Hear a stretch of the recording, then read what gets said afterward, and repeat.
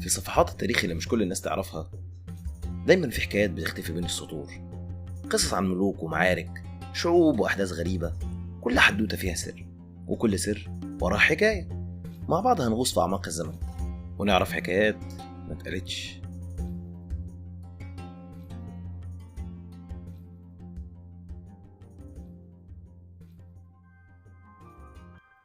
في قلب القاهرة الفاطمية وعلى عرش الدولة اللي كانت من أعظم دول العالم الإسلامي، ظهر الحاكم بأمر الله، قائد صغير في السن لكن مليان غموض وقرارات عجيبة.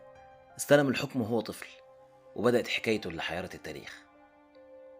الحاكم بأمر الله اسمه الحقيقي كان المنصور بن العزيز بالله، وتولى الحكم سنة 386 هجريا وهو عنده 11 سنة بس.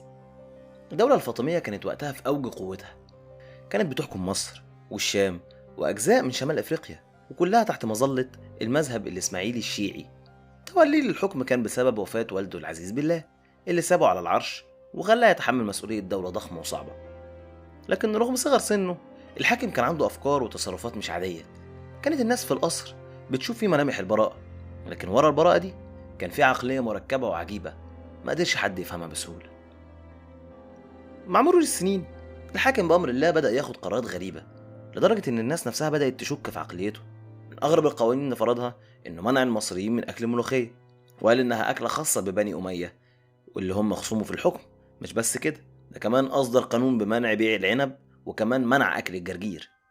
مش ده كل اللي عمله، الحاكم منع على الناس الخروج بالليل، ومنع النساء من الخروج من بيتهم نهائي، وأجبر الناس على الصلاة في توقيتات معينة بتعليمات دقيقة، ولو حد خالف التعليمات دي كان بيتعاقب بشدة. رغم إن الحاكم كان بيحكم الدولة الفاطمية اللي أساسها المذهب الإسماعيلي، لكن قراراته كانت غريبة ومتناقضة. أحيانا كان بيظهر تصرفات بتدعم المذهب بشكل قوي، لكن أحيان تانية كان بياخد قرارات ضد المذهب نفسه. مثلا أمر ببناء معابد للأديان التانية، وكان بيشجع اليهود والنصارى على ممارسة شعائرهم، وبعدين فجأة أمر بهدم الكنائس وفرض عقوبات على المسيحيين. واحد من أكتر الأمور اللي خلت الناس تشك في الحاكم هي خروجه بالليل.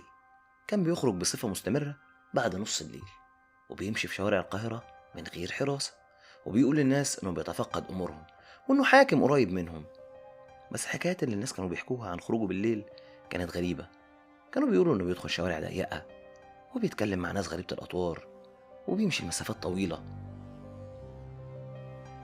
في سنة 411 هجريا خرج الحاكم بأمر الله في ليلة من ليالي القاهرة، وقال إنه رايح جبل المقطم زي عادته، لكنه المرة دي مرجعش، ومحدش شافه من يومها.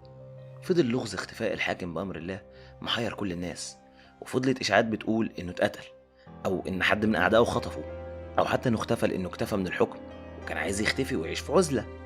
في ناس قالوا إن رجع للعالم السفلي، وفي اللي قالوا إنه اختفى بمعجزة وإنه هيظهر في يوم من الأيام كنوع من المخلصين زي ما كان أتباعه بيعتقدوا. اختفاؤه أصبح أسطورة محيرة فضلت عايشة لحد النهاردة، ومحدش لحد دلوقتي عرف السر. الحاكم بأمر الله راح فين؟ كان معاكم أدهم أمين، ودي حدوتة قبل النوم. تصبحوا على خير.